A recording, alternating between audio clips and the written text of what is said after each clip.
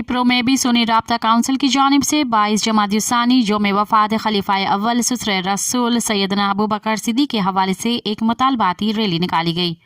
Rally में अवाम ने कसीर तादाद में शिरकत की।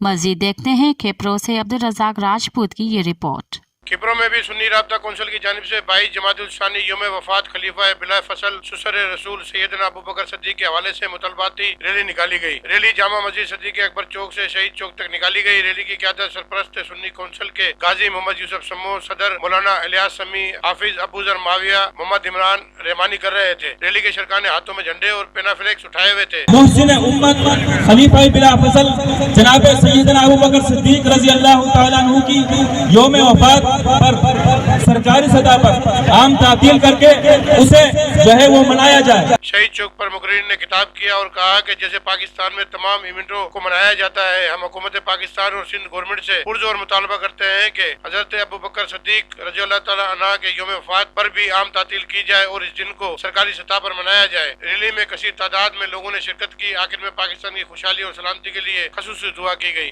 कैमरामैन फजल के साथ अब्दुल रज़ाक राजपूत, अवामी न्यूज़ किप्रो। मज़ीद ख़बरन ऐं तफ़सीलात लाइ विज़िट कयो असांजी वेबसाइट www.awamiNewsHD.com ऐं ॾिसंदा रहो अवामी न्यूज़ HD।